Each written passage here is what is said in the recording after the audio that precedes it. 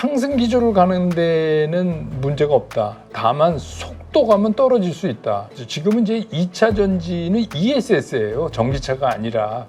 오를수록 불안해요. 주식은. 그러니까 왜 더 불안해지냐?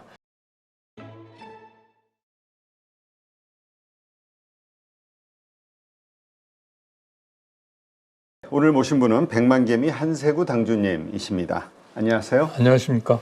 자, 참 우리 당주님 모실 때마다 한국 시장 아주 큰 변곡점들에 서 있었는데 오늘은 뭐 큰 이슈는 아니지만 네. 너무나 강한 한국 증시의 흐름, 그래서 너무나 낯선 모습 때문에 경험이 좀 되신 분들은 증권사 직원들도 그렇고요. 어떻게 해야 될지를 모르더라고요. 지금 들어가자니 너무 비싼 것 같고 비중을 크게 실자니 이것도 힘든 것 같고. 자, 이 현재 상황 어떻게 보시나요? 어렵죠. 근데 이제 우리가 기본적으로 몇 발자국을 물러서서 우리나라 시장을 보면 우선 정책 자체가, 그러니까 우리가 이제 그 증시를 밸류업해서 코리아 디스카운트를 없애겠다 하는 게 현 정부가 내건 거 아닙니까? 네. 그렇다면 그런 추세대로 본다면은 우리가 과거에 생각했던 이거 너무 빨리, 그래서 이거 상투 아니야? 이런 생각을 조금 떨쳐낼 필요가 있어요. 그러니까 이건 뭐냐면 원래의 평가받아야 하는 쪽으로 급하게 간다. 근데 왜 급하냐 하면 주식시장이라는 게 정책에 의한 반응을 할 때 그게 이렇게 천천히 시장이 쉬어가면서 하지 않아요. 네. 주식시장이라는 거는 돈이 들어와서 갑자기 그 서로 이익 추구를 하는 거기 때문에 빨랫줄 당겨놓은 것처럼 올라가거든요. 올라갈 때는. 근데 이제 지금 이제 뭐 어제, 오늘 이런 이제 조정은 이거는 오히려 건강한 조정으로 볼 수 있다. 네. 필연적인 조정이다. 그럼 이제 이런 필연적인 조정을 우리가 어떻게 느끼고 해야 되느냐? 속도감이에요. 그러니까 지금 4월 중순부터 시작해서 지금까지 굉장히 급하게 올라왔잖아요. 네, 그렇죠. 중간에 이제 잠깐 쉰 적도 있지만 거기서 이제 뭐 한번 손바뀌기도 일어나고 그래서 2차 상승을 해서 여기까지 왔기 때문에 상승 기조를 가는 데는 문제가 없다. 다만 속도감은 떨어질 수 있다. 왜냐하면 이렇게 되면 막 6천 넘어갈 수도 있잖아요. 그러니까 그런 생각을 하셔야 돼요. 아, 이제는 점점 제대로 평가받는 그런 상승 기조를 가는데 다만 속도감은 이전에 우리가 여태까지 느껴왔던 것보다는 다소 둔화될 가능성이 있다. 그래서 그러면 예를 들어서 제가 늘 말씀드리지만 수급이 살아있는 종목 같은 거는 조정을 오히려 두려워할 필요가 없다. 오히려 그게 기회다라고 생각을 하셔야 된다. 이제 그런 생각이 들어요. 그래서 그렇게 걱정하실 단계의 시장은 아니고 오히려 조정이 좀 긍정적인 조정이다. 이렇게 보시는 게 나을 것 같아요.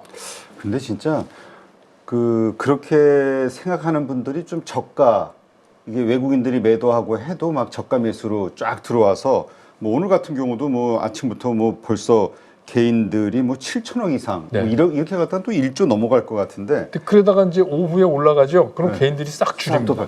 아주 스마트해졌어요. 네, 그러니까 이제 우리가 2020년대 이후에 경험했던 그 동학 게임하고 완전히 달라졌어요. 수준이 달라졌다. 네, 수준이 달라졌다. 그래서 이거는 저는 이렇게 생각하는 거죠. 오히려 이게 좋다. 오히려 이게 시장 안에, 그리고 요즘 시장의 특징이 뭐냐면 이 운동에서 말하는 책임 선도 같은 게 있어요. 네. 그게 뭐냐면 예를 들어서 뭐 이렇게 자전거 경주를 하는데 트랙을 100바퀴 돈다 이러면 팀 단위로 하면 4명이 나가면 처음에 1, 2, 3등으로 들어온 사람만 합산하거든요. 그렇죠. 그러고 돌다 보니까 어떤 일이 벌어지냐면 전부 앞에 안 쓰려고 그래요. 100바퀴 도는 동안 난 안 쓰다가 한 98바퀴 지난 다음에 갑자기 튀어나가자. 힘을 축적했다가 공기저항 안 받고. 그래서 그걸 방지하기 위해서 적어도 우승팀은 책임으로 몇 바퀴를 돌아야 된다는 제도가 있어요. 그게 이제 일종의 책임 선두인데 네. 지금 이제 시장이 뭐냐면 시장이 본격적으로 유동성이 들어온 건 아니에요. 지금까지 시장을 끌어올린 거는 전부 외국계라고 보시는 게 맞아요. 네. 외국계 자금이 들어와서 야, 한국이 이게 달라질 수 있다 이래서 이제 들어온 건데, 그렇다면 제한된 유동성 안에서 책임선도만 쓰고 다시 나가는 거예요. 그리고 섹터별로 봐도 섹터들도 그래요. 예를 들어서 반도체, 2차 전지 막 이렇게 자동차 크게 움직이다가 딱 쉬면서 생각지도 않았던 종목들이 딱 어떤 재료를 가지고 또 하루반 끌어주고 또 싹 사라지고, 그 얘기는 무슨 얘기냐면 시장이 그 유동성에 대한 부담을 갖지 않은 상태에서 지금 조정도 그 상태에서 받고 있다라고 보는 거거든요. 근데 이제 제일 위험한 게 뭐냐면 끝도 없이 다 달라붙어서 한쪽에서 그냥 하다가 이제 화산처럼 폭발하고 끝나는 게 이제 가장 문제인데, 지금 시장은 거의 그런 거를 보이지 않고 있어요. 그냥 개인들이 묻지마 막 이게 아니라 네. 그냥 냉정과 네. 냉탕과 네. 열탕을 왔다 갔다 그래서 하면서. 예를 들어서 잘하시는 분은 일부 이익 실현해서 또 가지고 현금화했다가 또 떨어지면 또 샀다가 이런 거를 해가고, 한쪽은 계속해서 끌고 가시고, 이제는 포트폴리오 구성도 아주 잘하시는 분들이 많으셔갖고, 개인 투자자들도. 그러면 지금의 이 상승장 많이 올라왔다. 이제 4천 근처니까요. 3,900 정도 네. 됐으니까 많이 올라왔다라는 것 때문에 겁먹는 분들이 많은데, 네. 왜냐하면 또 과거처럼 또 확 떨어질까 봐. 네. 근데 지금은 이제 완전히 구조가 바뀌었다. 펀더멘탈이 네. 바뀌었기 때문에 네. 이 상승 계속 더 크게 이어질 것이다. 저는 더 간다 이렇게 보고, 오히려 이런 이제 건전한 조정, 그러니까 조정 없이 시장이 갈 수는 없어요. 왜냐하면 시장의 에너지라는 거는 그 평균 매수가가 현가에 가까워야 돼요. 그 얘기는 뭐냐면 손이 많이 바뀌어져 가야 되기 때문에 중간중간에 이렇게 우리가 뭐 시장이 무슨 사람도 아닌데 숨을 고르겠어요. 근데 우리가 그걸 숨 고르기라고 표현을 할 뿐인데, 그 얘기는 뭐냐면 시장의 평균 매수 단가가 올라오는 그런 현상을 말하거든요. 그러니까 그럴 때 그냥 화들짝 놀라가지고 너무 급히 막 충동적으로 매도를 한다거나 이러면 제 판단엔 거의 이건 지금 상태에서는 호들갑 수준이다. 네. 네, 그러니까 그냥 좀 진득하게 시장을 봐도 괜찮다 이런 생각이에요. 그렇군요.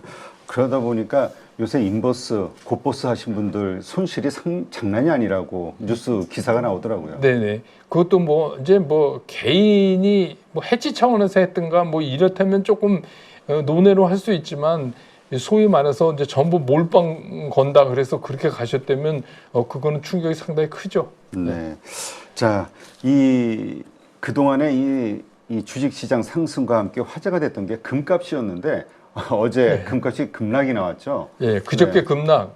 어저께는 이제 조금 보합 정도. 그저께. 예, 그리고 오늘 새벽에 보니까 그 선물 시장에서 은이나 백금은 조금 올라왔어요. 백금은 4%는 올랐어요. 예, 그러니까 이제 그 얘기는 이제 뭐냐면 이런 거잖아요.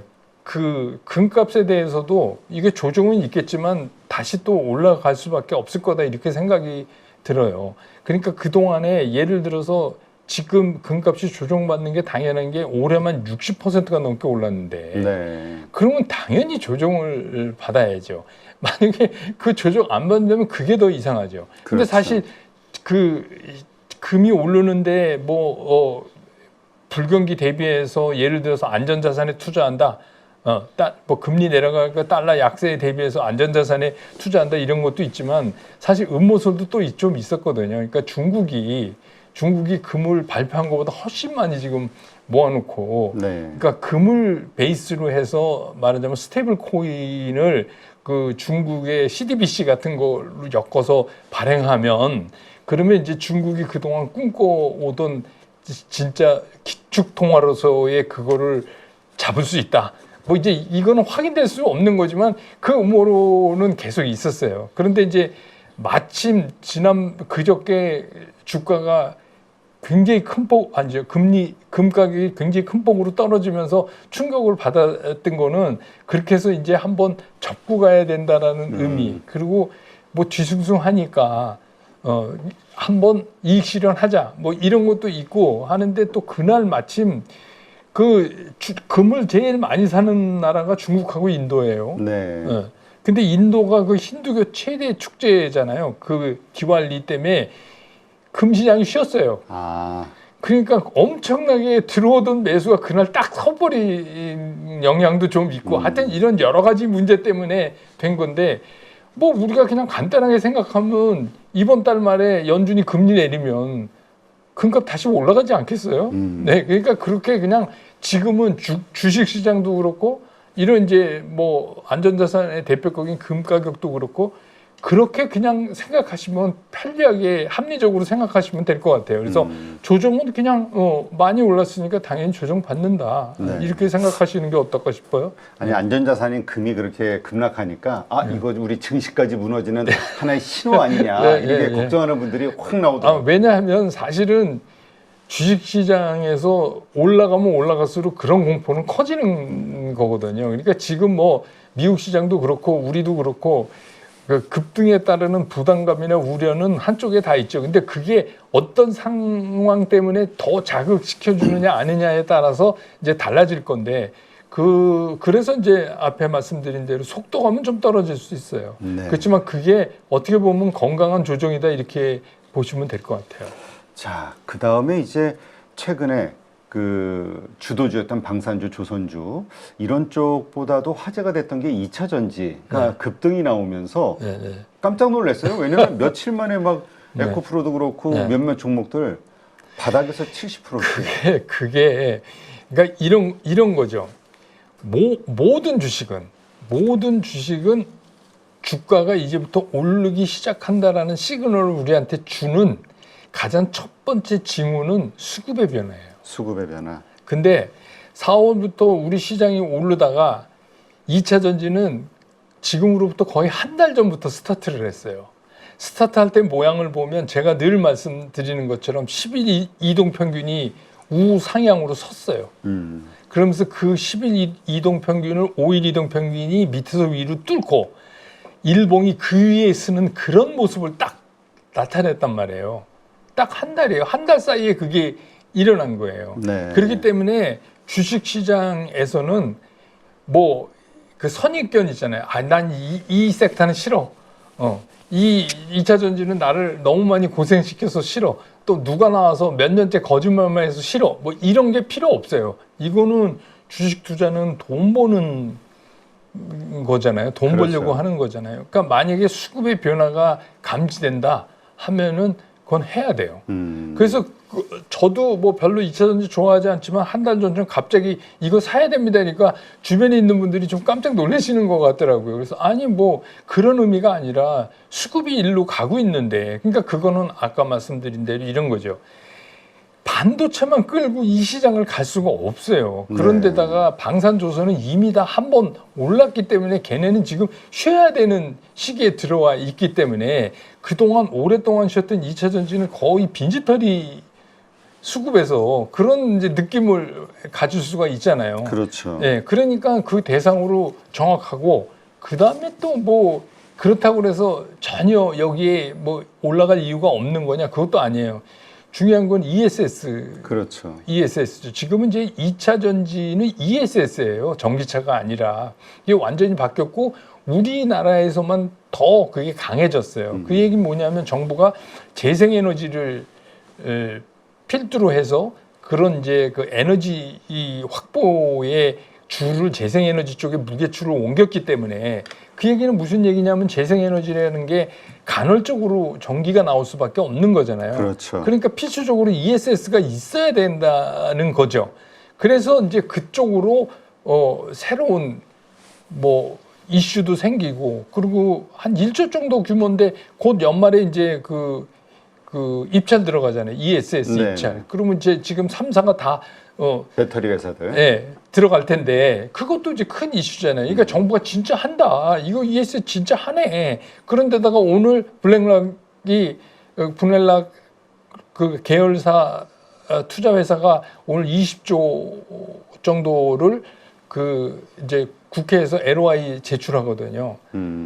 그 목적도 거기에요. 친환경 에너지 쪽에 있어요. 그러니까 미국에서는 트럼프 대통령이 워낙 안 좋아해서 신재생 그 에너지 뭐 태양광 풍력 이쪽 안 좋아해서 이 좀 그런데 아니 그거는 이제 약간 바이든 정부 때 했던 거라. 했던 거라 이제 뭐 이렇게 하는데 지금은 사실 그렇다고 해서 우리나라도 뭐 원전을 안 하겠다 이런 건 아니거든요. 그런데 이제 그 재생 쪽은 아리백이나 이런 거 우리 수출 주도에서 상당히 많은 그 허들이 생길 가능성이 있기 때문에 네. 그거를 이제 동시에 하는 거죠. 지금은 만약에 그 AI라는 패러다임이 없어지지 않는다면 그건 뭐 뭐든지 일렉트리시티는 확보하는 게 가장 중요한 거니까 이제 그래서 되고, 근데 우리는 이제 정부가 아예 딱 공언하고 나섰기 때문에 그래서 이제 더 힘을 받죠. 다만 한 가지 이런 문제는 있어요. 우리가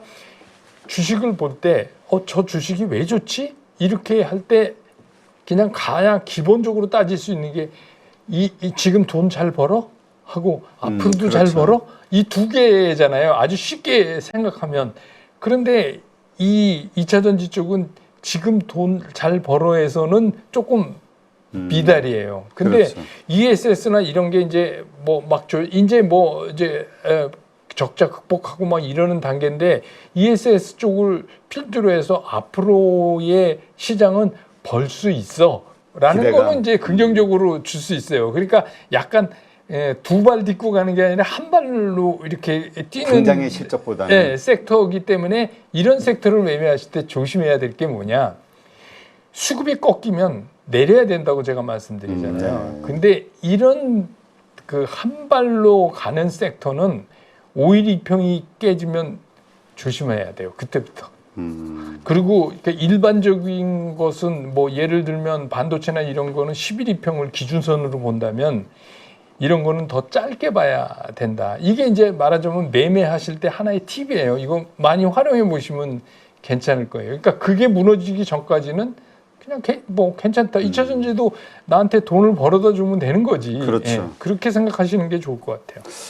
지금 그래서 에코프로 같은 경우도 그렇지만 그 뭐 바닥 대비 한 120%, 130% 올랐어요. 하지만 또 고점 대비하면 아직도 70% 그럼요. 폭락해 있는 상황이라 그 상당히 좀 물려 있는, 아직도 내 본전 참 올려면 멀었다 생각하시는 분들이 있고 그래서 이걸 어떻게 팔아야 돼? 아니면 지금 물타기를 해야 돼? 지금 막 고민 중인 분들이 많더라고요. 제 생각엔 이렇습니다. 우리가 이제 그 일반 투자자들이 가장 잘못하는 게 뭐냐면 팔아야 되는 상황이 왔는데 수급이 꺾여요. 그래서 이게 이제 팔아야 되는구나 이런 생각이 드셨을 때 갑자기 매수 가격을 떠올리세요.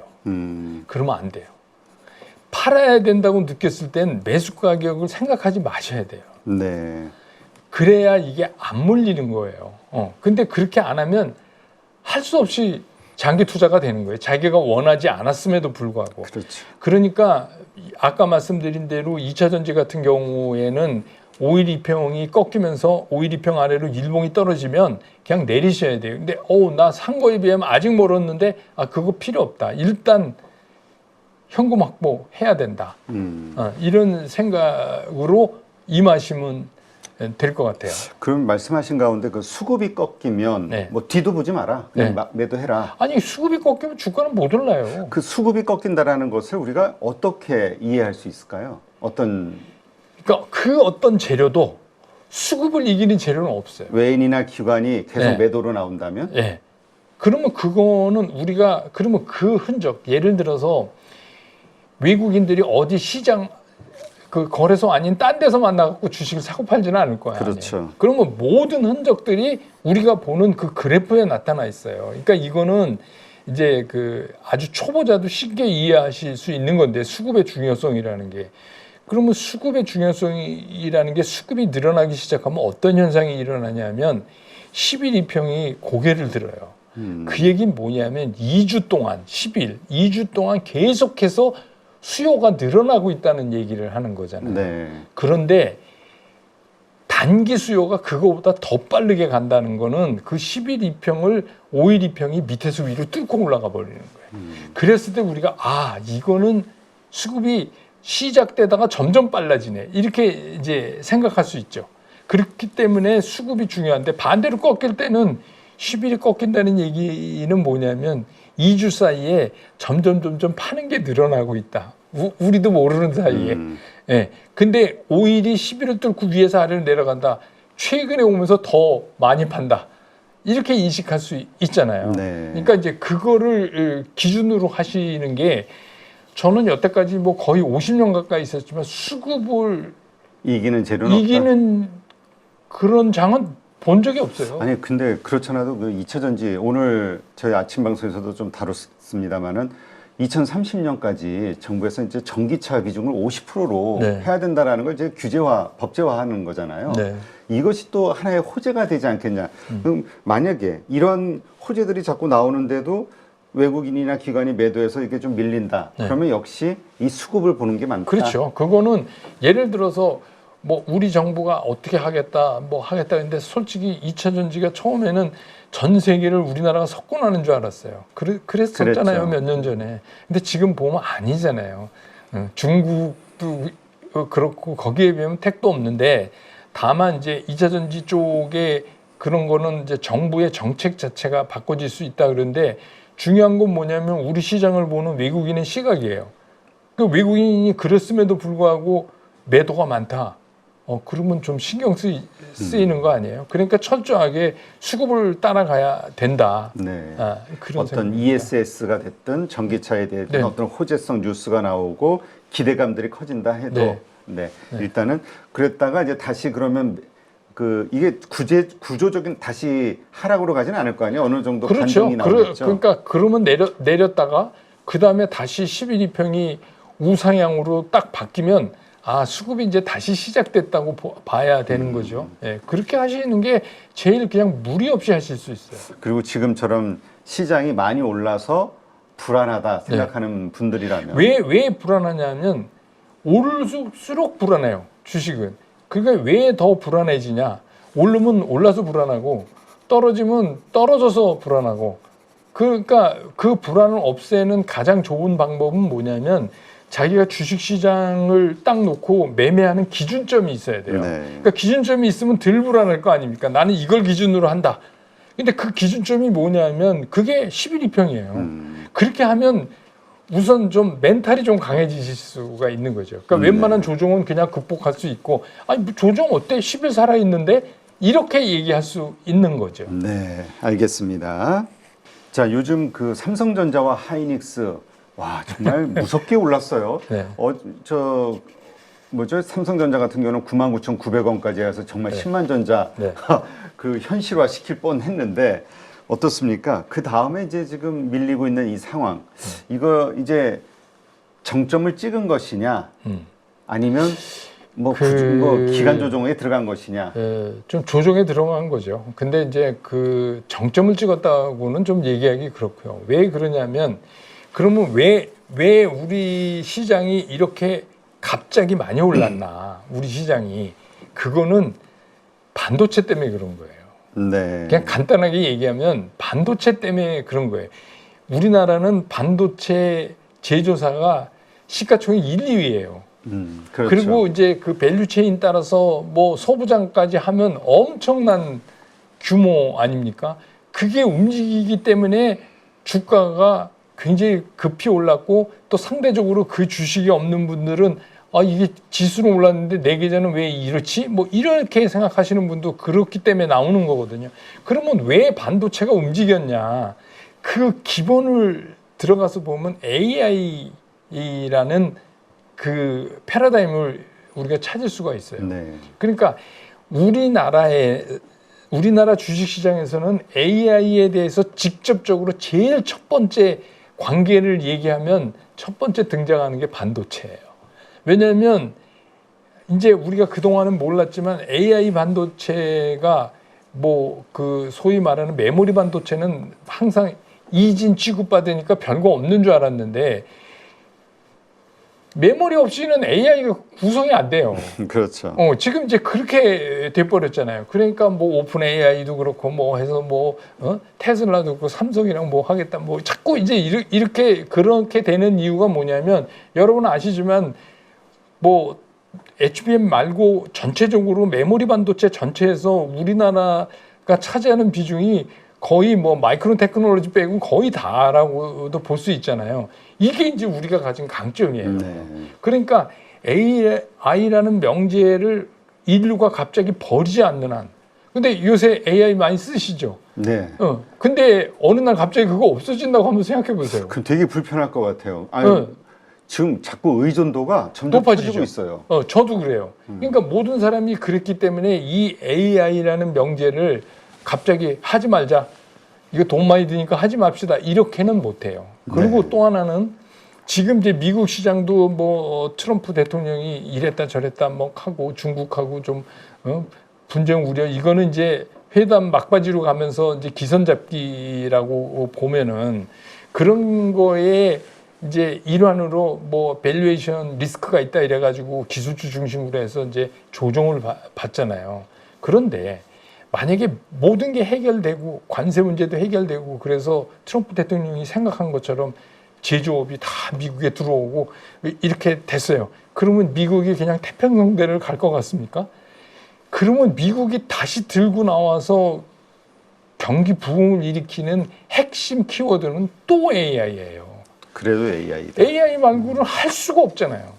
그러면 그게 다시 들면 제일 먼저 오는 게 우리나라 반도체일 수밖에 없다. 엔비디아 있지만 엔비디아는 이미 안드로메다 간 거니까. 그렇죠. 걔네들 빼고 그 다음 반도체 관련 집단에서 보면 한국의 반도체 쪽을 무시할 수 없다. 그러니까 이건 조종이다. 이렇게 보는 게 맞죠.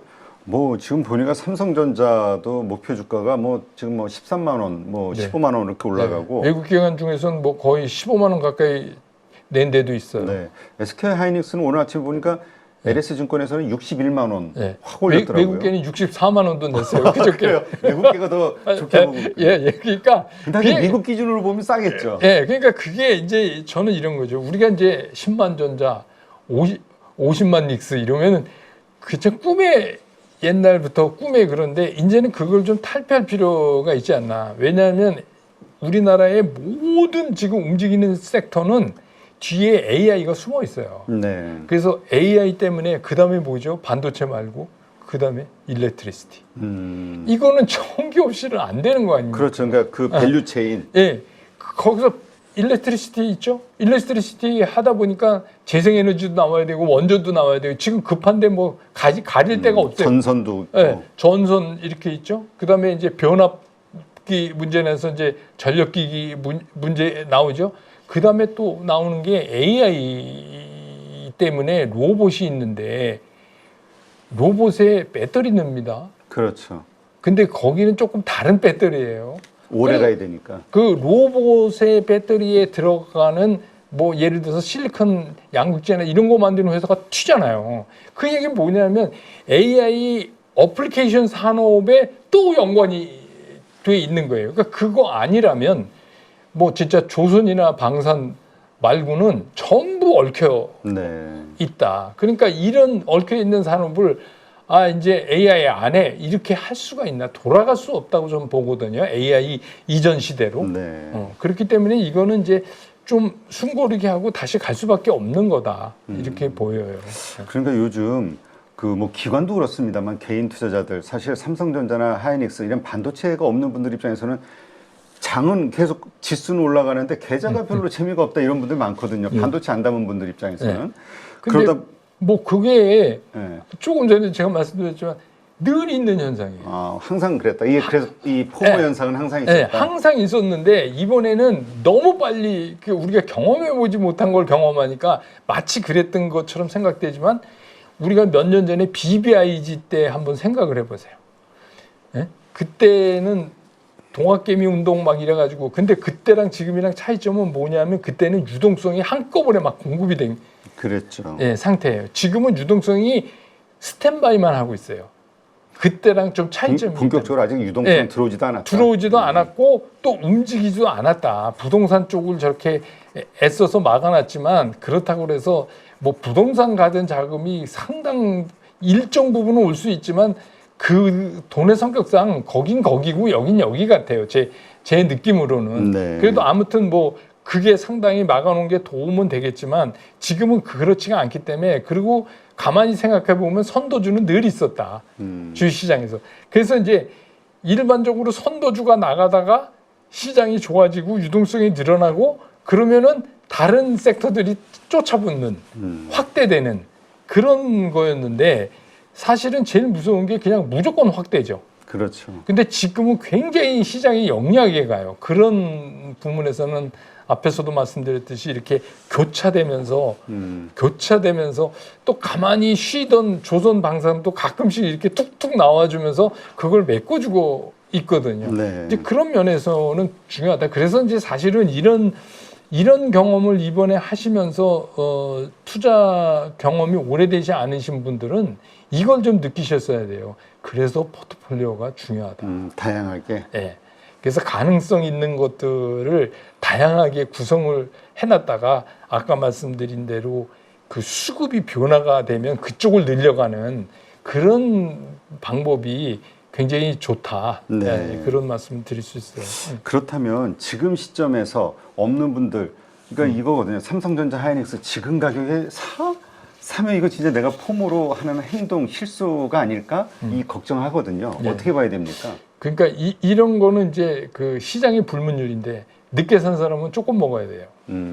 근데 이제 그 이유는 어디서 출발하느냐 하면 내가 삼성전자를 지금 9만 몇천 원에 사는데 이거를 4만 원 밑에서 산 사람이랑 똑같이 먹으려고 그러는 거예요. 그렇지. 계속 저 사람들 뭐 100% 먹었다니까 나도 100% 먹어야지. 근데 이거 안 된다. 그런 일은 존재하지 않아요. 시장에서 늦게 참여하면 늦게 참여할수록 조금 이익이 난다는 거를 인정을 하시면 시장 보기가 되게 편해요. 네. 그러면 그 다음부터는 뭐만 하셔야 되냐면 내가 지금 이걸 9만 몇천 원에 사서 이거를 10만 원 넘게 팔 수 있어? 이것만 따지시면 돼요. 근데 그거를 갑자기, 그러니까 늘 말씀드리지만 주식 투자는 상대 비교가 아니에요. 자기하고 그렇죠. 싸움이에요. 그런데 갑자기 그러면 우리가 지금 왜 조정받고 뭐 누구는 팔았대는데 삼성전자 일부 팔았대는데 그 사람이 4만 원에 산 사람이 그럼 팔아야죠. 그 당연한 거 아닙니까? 그럼 원금 회수 다 되고 일부 팔면 남은 것만은 그냥 공돈인데. 네. 그러니까 그런 개념으로 시장을 보시면 살 수 있다. 그러니까 제가 말씀드린 수급이 죽지 않는 한 시장은 간다. 그게 기준점. 네. 그 다음에 늦게 산 사람은 리스크를 안고 일찍 산 사람보다 조금 먹을 수밖에 없는 게 시장의 룰이다.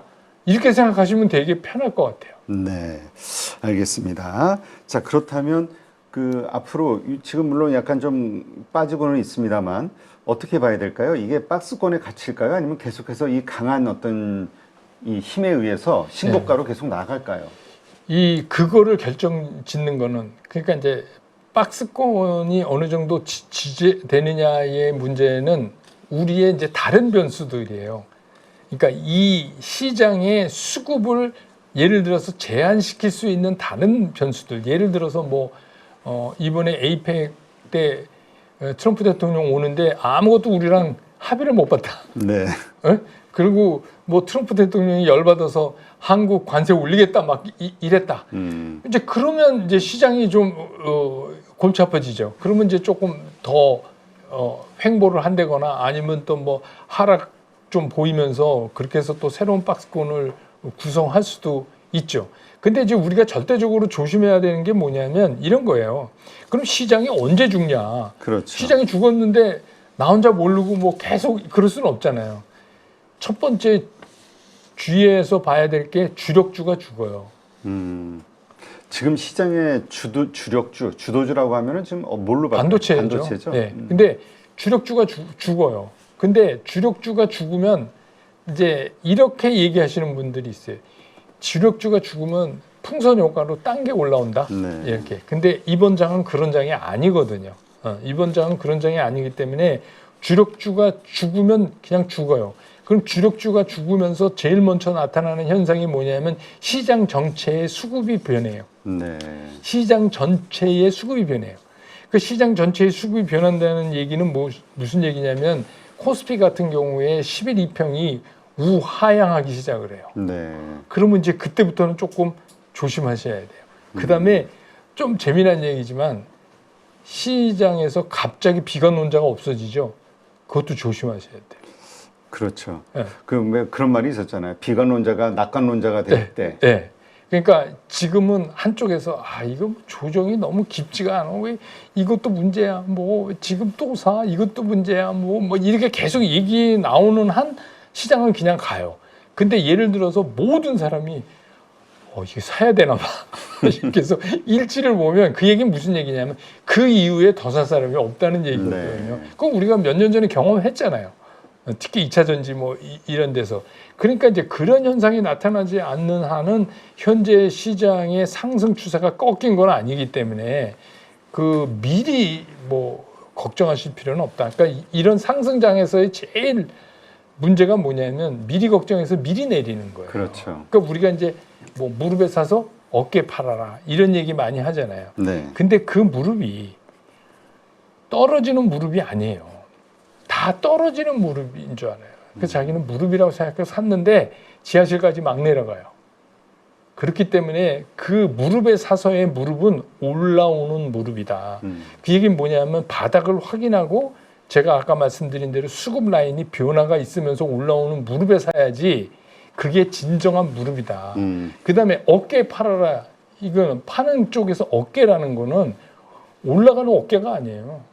여기가 어딘지를 모르는데 올라가는 어깨에 뭐 7부에 팔아라, 8부에 팔아라. 그건 자기 혼자 하는 소리고. 네. 그게 7분지 8분지 어떻게 알아요. 근데 팔았는데 계속 가. 그래갖고 막 12부, 13부, 15부 올라가. 그러면 어떻게 하냐 이거예요. 그러니까 어깨에 팔아라는 떨어지는 어깨라는 거예요. 그러니까 우리가 상투권을 확인하고 떨어지는. 그러니까 무릎에 사서 어깨에만 팔아도 뭐 바닥에서 꼭지까지 다 먹을 수는 없지만 그래도 실수를 크게 안 하는 방법이다. 그래서 이제 무릎에 서서 어깨 팔라 그러는데 지금은 올라가고 있잖아요. 올라가고 있으니까 이게 지금 어깨인지 아닌지 모른단 말이에요. 그렇죠. 그러니까 막 서둘러서 지금 어깨에 팔아야지 이런 거는 또 왜 그러냐면 뭐 대표님 경험해 보셔서 아시겠지만 이게 주식시장이 이게 아무 때나 오릅니까? 그렇죠. 이게 흔치 않은 기회거든요. 그렇죠. 이게 뭐 다들 뭐 몇십 년 만에 처음 보는 장이라고 흔치 하던데. 않은 기회인데 네. 그때 그렇게 이게 7부에 팔아야지 이러면서 판다는 거는 조금 말이 안 된다. 네. 네. 자, 그렇다면 이 삼성전 뭐 이런 얘기 있었잖아요. 삼성전자, SK 하이닉스가 많이 오른 상태에서 이 조정을 받을 때 좀 힘을 못 쓰고 있을 때 그때는 이제 반도체 소부장의 타임이다. 네. 어떻게 봐야 됩니까? 지금 매수 타임일까요? 이번에는 소부장도 같이 갔어요. 그렇죠. 거의 비슷하게 많이 네. 오른 것 그러니까 같은데. 이번에는 제가 이제 그래서 이게 핵심이 반도체다 이러면 이제 우리가 포트폴리오를 짤 때 이렇게 짜시는 분들 많잖아요. 예를 들어서 옛날에는 현대차, 기아차 이렇게 짜는 분도 계셨어요. 근데 이제 요새는 많이 바뀌셔서 반도체, 그러니까 삼성전자, 뭐 요새는 삼성전자가 빨라요, 하이닉스가 빨라요 물어보시는 분도 계시지만 어쨌든간 삼성전자, 그 다음에 현대차, 그 다음에 뭐 LG 에너지솔루션, 하나오션, 뭐 이제 이렇게 짜는 분들 이것도 굉장히 발전한 거죠. 네. 근데 여기서 더 한 걸음 나가시려면 반도체 섹터 안에 다시 포트폴리오를 짜는 거예요. 그러니까 반도체 제조업체인 뭐 삼성전자나 SK 하이닉스하고 그 다음에 장비업체, 그 다음에 소재업체 이런 거를 그 안에 그래서 섹터 안에 작은 포트폴리오를 만들면은 이제 조금 진화한 거예요. 네. 이게 이제 시장을 이제 익숙하게 보고 있구나 이런 얘기를 할 수 있어요. 그래서 저는 그렇게 좀 구성을 하셨으면 싶어요. 이제는 조금 한 걸음 더 들어가서 그 안에서 지금 말씀하신 것처럼 반도체가 아닌데 소부장이 안 갈 이유가 없는 거잖아요. 그렇죠. 예, 그러면 그걸 짤 때 그렇게 같이 짜야 되는 거죠. 그러니까 제가 말씀드렸잖아요. 로봇 딱 그러니까 뭐 로봇에서 액추레이터 만들고 뭐 이거 벌써 다 올랐어요. 예? 근데 그거 말고 생각을 이렇게 하는 거죠. 로봇에도 배터리 넣는데 그 로봇 배터리에 들어가는 실리콘 양극재 어디서 만들지? 이렇게 생각을 하셔야 돼요. 네. 그러니까 그게 이제 시장을 보면서 자꾸만 이제 고수라면 좀 웃기지만 고수로 가는 거죠. 이 그렇죠. 시장을 이런 각도에서 봐야 되는구나. 그래서 그런 것들을 포트폴리오 안에 포트폴리오를 만드시면 될 것 같아요. 네.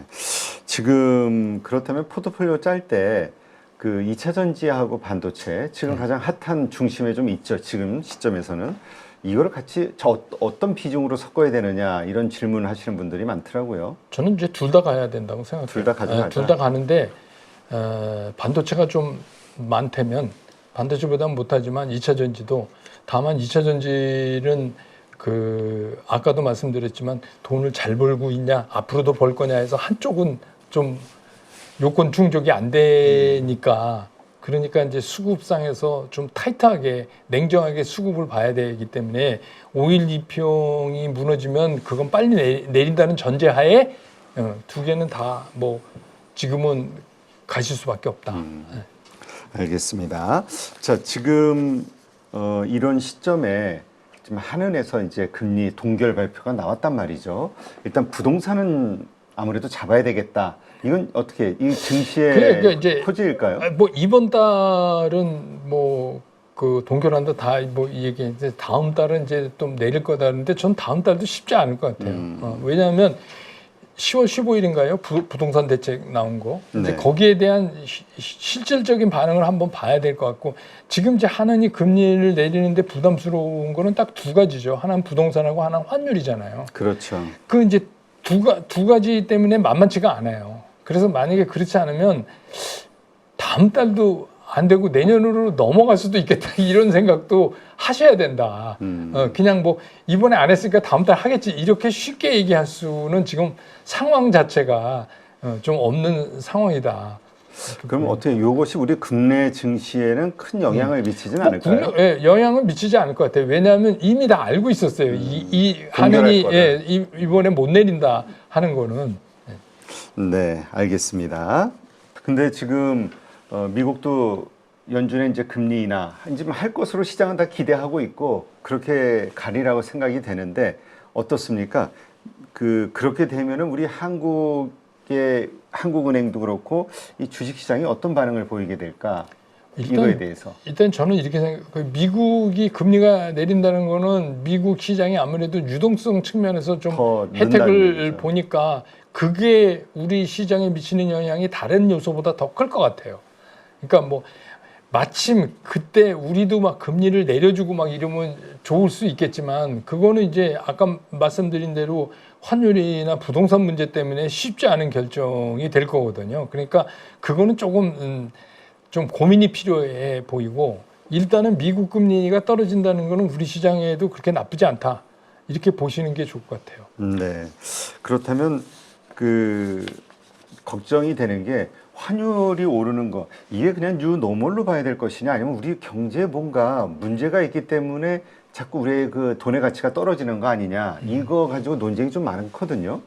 뭐 지금은 이제 쉽게 얘기해서 우리가 뭐 구두 개입 정도도 아주 미적지근한 구두 개입밖에 안 하잖아요. 이거는 뭐냐면 미국하고 상당히 중요한 협상을 지금 앞두고 있는 상태이기 때문에 우리가 그냥 쉽게 외환 시장에 개입할 수가 없는 이제 문제점도 있고 네. 또 반면에 지금 우리가 예를 들어서 자동차 같은 경우에 일본보다 10%를 관세를 더 내는데 또 그런 의미로 보면 환율이 이렇다는 게 뭐 그렇게 굉장히 충격적이지는 또 않다. 이런 측면도 있고 반대로 이제 시장이 좋아져서 시장이 한국 증시가 오르면서 환율이 떨어지기 시작하면 오히려 그게 외국인들 투자를 촉발시키는 스피드를 높이는 작용도 된다. 그러니까 이 환율에 관한 모든 문제는 지금은 일단 그냥 기다리는 것 같아요. 네. 어떤 거냐면 미국하고의 관세 협상이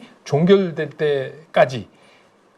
지금 이렇게 올라가는 거는 이런 거죠. 아니 우리가 정부가 공식적으로 미국에 3,500억 불 주면 우리 외환위기 다시 와 이렇게 얘기하고 있잖아요 지금. 그렇죠. 네, 그러니까 뭐 이게 위쪽으로 자꾸 갈 수밖에 없는 입장이고 또 일본에도 새롭게 된 총리가 자꾸 돈 풀겠다고 그러게요. 또 여자 아베라고. 그러니까 그것도 이제 우리 환율에 조금 영향을 줘요. 그러니까 그런 것들인데 저는 이제 이 모든 게 그냥 잘 돼갖고 에이펙 때 우리 관세 협상이 정리가 되면 그러면 이제 뭐 빠른 템포는 아니지만 서서히 돌아오지 않을까. 그런 생각이 들어요. 네, 알겠습니다. 하여튼 지금 지수는 계속 오르고 있는데 이게 대형주 중심으로 수급이 몰리고 이렇게 오르다 보니까 중소형주 가지고 있는 분들 입장에서는 그렇죠. 물론 반도체라든가 뭐 특정 섹터는 그렇습니다만 일반적인 그 중소형주 가지고 있는 분들 입장에서는 계속해서 계좌가 그 자리다. 아주 좀 근데 불만이라기보다는 예, 그게 이제 저도 기사가 자꾸 그렇게 나오니까 왜냐하면 기사를 쓰는 그 사람들 입장에서는 코스피, 코스닥 이렇게 하면 이제 대형주, 중소형주 이런 의미로 보잖아요. 그렇죠. 근데 정확하게 그건 해석이 잘못된 거예요. 대형주라서 오른 게 아니에요. 그게 아니라 지금 우리나라에서 글로벌 경쟁력을 가지고 있는 섹터들 있잖아요. 네. 걔네들만 선택받은 거예요. 아, 그러니까 다 그렇잖아요. 반도체도 그렇고 조선, 방산, 그게 다 안에를 들어가 보면 또 그 각각의 밸류체인 따라서 우리가 글로벌 그 경쟁력을 확보하고 있는 종목은 다 올랐어요. 네. 그러니까 그거는 옛날 같이 그냥 너도 나도 너 오르면 나도 오르고 막 이런 게 아니었기 때문에 그렇게 느낌이 들 뿐이지 대형주는 가고 중소형주는 안 가는 게 아니라 경쟁력 있는 종목은 가고 아닌 종목은 못 가고 그런 거예요. 그러니까 정확히 얘기하면 그래서 이거는 굉장히 중요한 게 앞으로 우리 시장에서 투자하실 때도 이 기준을 좀 보셔야 될 것 같아요. 얘가 경쟁력이 있느냐. 그러냐 아니냐. 네, 네. 그렇다면 근데 우리 사실 오늘 중국의 소프트웨어 관련해서 이제 뭐 네. 규제 네, 이야기가 규제 트럼프에서 얘기 나왔죠. 나오면서 이제 또 뉴욕 증시가 조정을 좀 받았는데 이 AI 소프트웨어 관련해서 밸류체인상 이제 오를 때가 됐는데 했는데 한국은 잘 안 움직이는 것 같아요. 네. 그거는 뭐 AI, 그러니까 제가 이제 말씀드렸잖아요. AI 쪽에서 한국에 관련된 것들이 무엇일까? 근데 우리는 소프트웨어 쪽은 아직 아니다. 그러니까 우리는 만들고 이런 거 잘하잖아요. 그렇죠. 반도체, 데이터 센터. 아, 지금 데이터 센터 아마 우리나라가 제일 잘 만들 것 같아요. 그러네요. 전력 공급만 원활하다면 데이터 센터는 세계에서 우리나라가 제일 잘 만들 거라는 거죠. 배 잘 만들죠. 그러니까 그거의 흐름을 이렇게 보고 있으면 그런 게 읽혀요. 그러니까 네. AI에서도 마찬가지다. 그러니까 결국은 소프트웨어 쪽보다는 그거를 구체화돼서 어떻게 만들어내는 거를 우리가 강점을 가지고 있다. 그러니까 아무래도 강점인 부문부터 움직이기 시작을 하겠죠.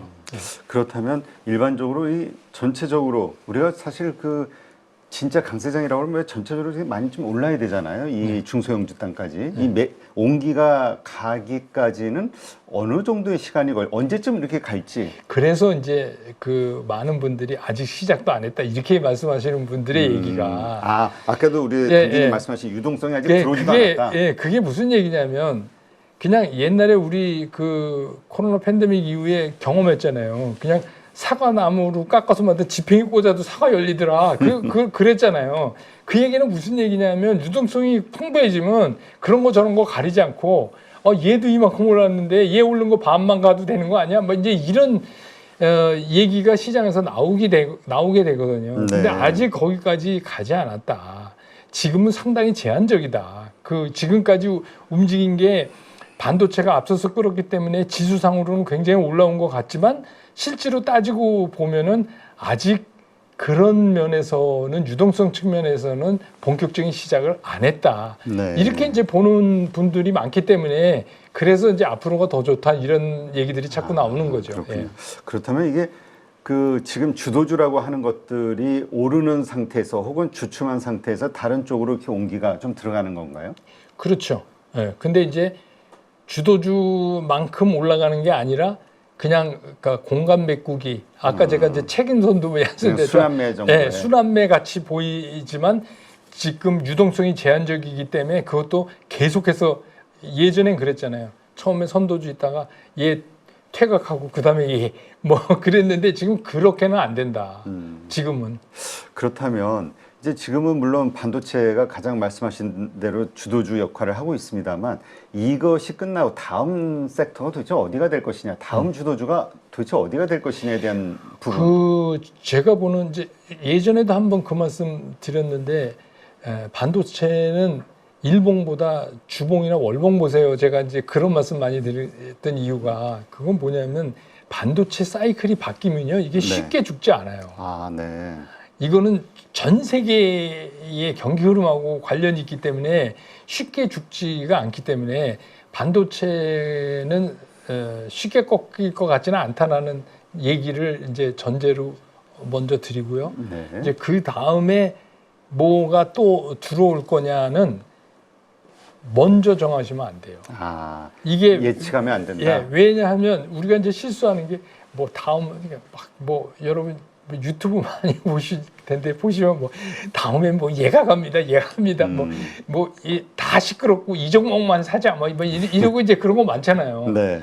근데 그런 게 맞는 경우가 없어요. 음. 그 얘기 뭐냐면 제가 전제로 드렸던 말씀이 그 어떤 재료도 수급 없이는 안 된다. 수급이 뒷받침돼 줘야 된다. 그러면 수급 체크하는 게 훨씬 더 빨라요. 그러면 예를 들어서 지금 돈 벌고 앞으로도 벌 수 있는 그런 섹터들 중에서 수급을 뭐 매매하시면서 매일매일 체크해 보면 이쪽이 수급이 바뀌네. 그런 걸 느끼실 수 있잖아요. 그러면 그게 다음 타자가 되는 거예요. 네. 그렇게 접근을 하셔야지 내가 예측하고 미리 가 있는다? 주식 투자는 기다리는 건 아니거든요. 네. 시장 상황에 빨리 적응을 하는 거지 미리 가서 기다리는 건 아닌 것 같아요. 지금 그렇다면 이 조선주 뭐 이전까지 아주 강한 주도주였습니다만 이 조선주에 대해서는 어떤 시각을 가져가야 될지, 왜냐하면 지금 한미 관세 협상 이것과도 이게 밀접히 연결이 돼 있는 거라고 네. 봐야 되잖아요. 저는 이제 조선주가 1막 끝나고 이제 2막 시작이라고 보거든요. 아, 지금 많이 올라왔는데. 네. 그래도 조선주는 괜찮아 보여요. 왜냐하면 우리나라 조선업 없이 미국은 배를 못 만들어요. 이거는 굉장히 심각한 거예요. 그러니까 최근에는 CNN 같은 데서도 우리나라 조선소 와보고 그 존스법 있죠. 그거 없애라. 네. 그냥 한국에서 만들어라. 응? 그러니까 우리나라에서 만들면은 3분의 1 가격에 만드는데, 그걸 왜 굳이 미국까지 끌고 와서 그렇게 해야 되냐. 빠르고 가격도 싸고.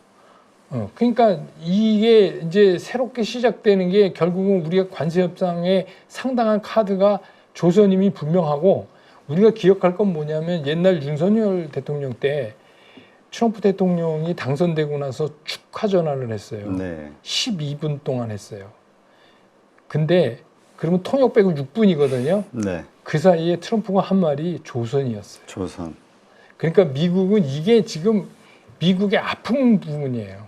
우리로 보면 우리의 협상 카드고, 근데 이거를 다 팽개치고 미국이 어떻게 할 수가 없어요. 서로 딴 게 좀 잘 안 된다고 그래도 조선 쪽에서는 협력을 할 수밖에 없는 게, 그렇다고 중국하고 군함 만들 수는 없잖아요. 그렇죠. 오히려 경쟁 혹은 뭐 네. 적대적인 상황인데. 네. 그러니까 이제 이거는 그런 입장에서 뭐 좀 이렇게 부침은 있지만 이막은 시작된다, 이렇게 보여져요. 네.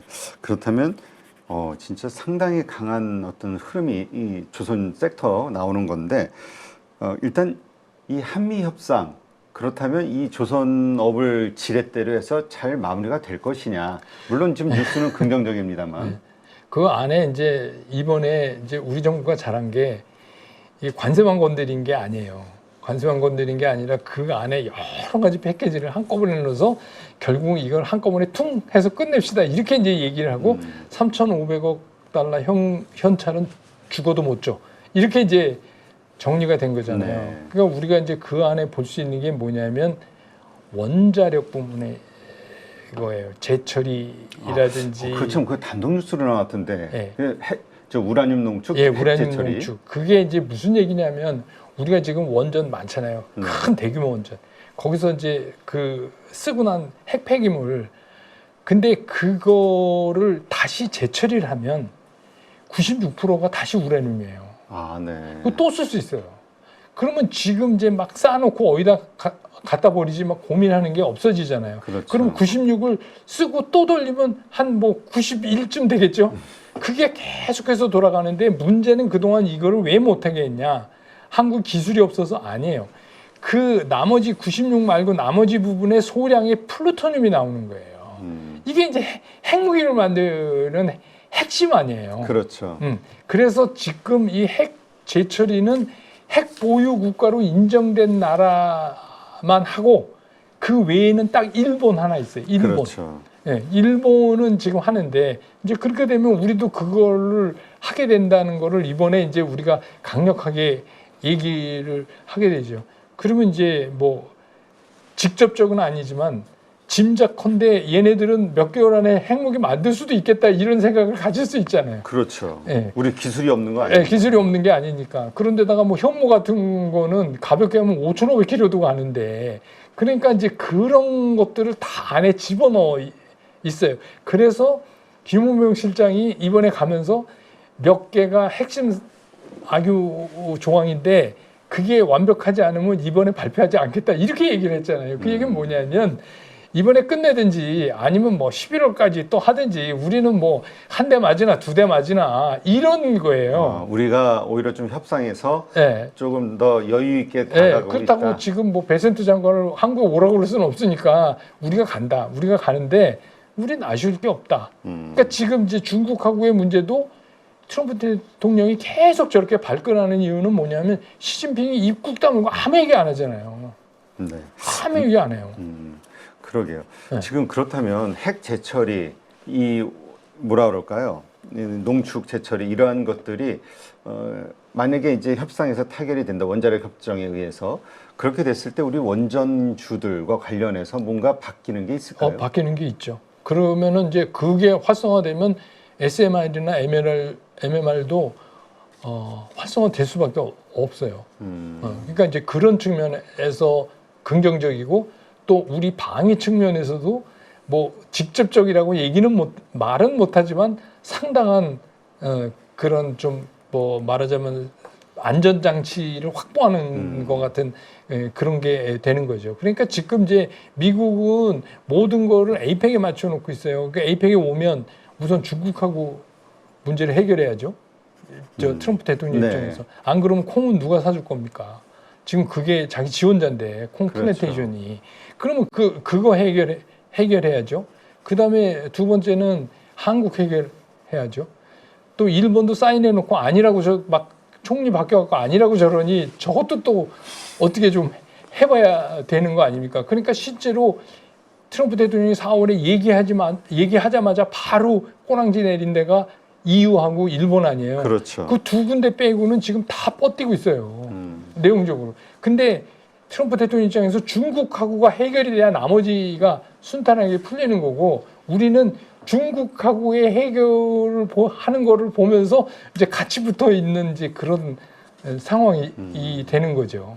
그 지금 요 잘 안 되면 우리 증시가 또 무너지는 거 뭐 아니야라고 그럴 수 있어요. 걱정하는 단기적으로 분들도 있어요. 만약에 뭐 해결을 못 보고 그러면은 좀 충격을 받죠. 그거는 뭐 안 받을 수가 없죠. 그러나 결국 시간이 네. 지나면 결국 네. 원점으로 다시 다 될 네, 것이다. 갈 수밖에 없는 게 이제 우리가 봤잖아요. 공장을 줘도 미국에 줘도 우선 생산 단가 비싸고 또 수율 같은 것도 제대로 안 나오고 네. 그러니까 그 공장이 미국 내 공장이 계속 적자나고 이런 거는 어떻게 보면 피할 수 없는 거고 그런 얘기는 무슨 얘기냐면 코스트가 올라가기 때문에 미국이 물가 상승 압력을 엄청나게 받을 거예요. 그러니까 그런 거 다 무시하고 뭐 안 하겠어 이렇게는 못하죠. 그러니까 뭐 예를 들어서 대두 같은 것도 다른 나라에서 대두를 많이 플랜테이션에서 못했던 게 왜 그러냐면 그게 그 CIA 워칭 작물이에요. 네. 이걸 무기화했단 말이에요, 미국이. 그런데 갑자기 중국이 안 사줘 버렸어요. 근데 그 충격이 이렇게 올지 모르는 거죠. 그렇죠.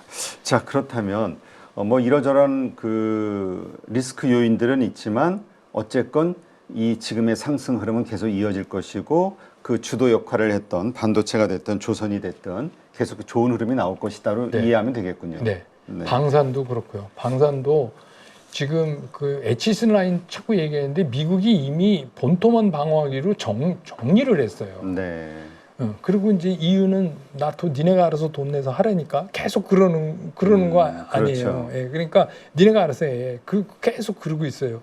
그러고 있기 때문에 우리나라가 그 뭐 핵을 쓰는 전쟁을 하기 전에야 재래식에서는 우리나라를 무시할 수 없잖아요. 그렇죠. 이번에 뭐 우크라이나 때도 입증이 됐고 워낙 그리고 최근에는 뭐 KF-21 같은 거는 외국이 놀랄 정도로 4.5 세대지만 놀랄 정도로 만들어 냈으니까. 우린 둘이 타잖아요, 비행기에. 조종사하고 뒷조종사. 네. 그거 보고 처음에 막 웃었대잖아요. 그 올드 버전을 요새 한 명이 타는데, 근데 우린 그 뒤에 탄 사람이 조종사가 아니에요. 드론 운영자예요. 그러니까 다른 사람들 생각을 완전히 깨트려버린 그런 이제 그거가 우리나라 무게가 갖고 있는 강점이 되니까. 네. 뭐 방산 이런 것도. 그다음에 이제 뭐 정부에서 하도 밸류업 그 의지가 강하니까 뭐 증권이라든지 금융이라든지 지주사라든지 뭐 이런 것도 좀 눈여겨보실 필요가 있죠. 네. 자, 그렇다면 그 어쨌든 그렇게 큰 깊은 조정 없이 이렇게 흘러가는 것 자체에 대해서 이것도 좀 뭔가 불안하다라고 생각하시는 분들께. 그래서 아까도 말씀드렸지만 뭐 어떻게 보면 필요 없는 걱정이다. 쓸데없는 걱정이다. 아직은 필요 없는 걱정이다. 그것도 예를 들어서 뭐 며칠 후에 코스피의 10일 이동 평균이 우하향으로 꺾이면 뭐 그때 내려야죠. 그렇지만 지금까지는 그런 걱정하실 필요가 없어 보인다. 네. 이렇게 생각합니다. 그렇다면 지금 환율 1,430원대 외국인들이 계속해서 들어올 것이냐. 최근에 좀 매수세가 주춤한 거 아니냐. 매도가 좀 나오면서 이게 좀 큰 조정의 시그널 아니냐라고 생각하시는 분들. 뭐 걱정을 하려면 끝도 없지만 최근에는 환율 문제면 그 전에 살 때도 환율이 높았거든요. 근데 환율 문제라기보다는 미국 시장 영향인 것 같아요. 미국 시장 영향이 가장 크다. 미국에서 AI 관련주들이 흔들리면 거기에 관련된 게 우리나라의 주력이니까 그게 영향을 받을 수밖에 없다. 이렇게 보시는 게 맞을 것 같습니다. 그럼 지금 시점에서 우리가 뭐 지금 리스크 요인은 여러 가지 좀 봤으니까 오히려 또 기회가 될 수 있는 요인들을 생각해 본다면 또 뭐가 있을까요? 긍정적인 그러니까 게. 이제 아까 말씀드린 대로 그 협상이 제대로 안 돼가지고 그게 이제 문제가 되는 거를 제외하고는 만약에 협상이 타결된다. 그것도 호재죠. 그러면 호재죠. 그러면 이제 우리가 바라던 게 이루어지는 거니까. 네, 알겠습니다. 하긴 뭐 지금 환율도 그 정부 담당자 얘기 들어보니까 이게 잘 마무리가 되면 환율은 안정적일 것이다. 이런 언급을. 지금은 그렇잖아요. 저 만약에 트럼프 대통령이 야 3,500억 불 안 내면 안 해. 이렇게 될까봐 그러는 거죠. 그렇죠. 네, 알겠습니다. 자, 오늘 이렇게 해서 우리 시장의 여러 가지 요소들 또 걱정과 기대감 요소들을 한번 다 점검을 해봤고요. 방송 보시는 분들은 아마 그 앞으로 어떻게 투자를 할 것인가에 대한 본인의 어떤 기준을 세우시는데 도움이 되지 않았을까 생각이 됩니다. 오늘도 이렇게 좋은 인사이트 함께해 주신 한세구 당주님 감사합니다. 고맙습니다. 여러분, 2026년은 20년 만에 찾아오는 유동성 대폭발 해입니다. 돈이 몰리는 방향이 이미 나타나고 있고 이 자산 확장의 골든타임을 놓친다면 큰 후회를 할 수도 있습니다. 이 시기를 제대로 준비하면 안정적으로 큰 수익을 낼 수 있습니다. 그래서 지금부터 딱 8주입니다. 제 성격 아시죠? 절대 애매하게 말하지 않습니다. 여러분이 내년 상반기에 바로 수익을 낼 수 있도록 돕는 프리미엄 클래스 대세 상승 수익 실험반을 준비했습니다. 제가 보는 차트의 완벽한 이평선 세팅법부터 직접 만든 투자 루틴에 의거한 수익 실현 원칙과 구체적인 행동 지침, 2026년 주도주와 2030년 장기 전망이 담긴 실전 포트폴리오 전략, 총 8주 동안 투자를 위한 모든 것을 알려드리겠습니다. 오직 저희 8.15 모니터 가족 여러분들을 위해 준비한 선물도 있으니 꼭 확인하셔서 혜택까지 받아가시길 바랍니다.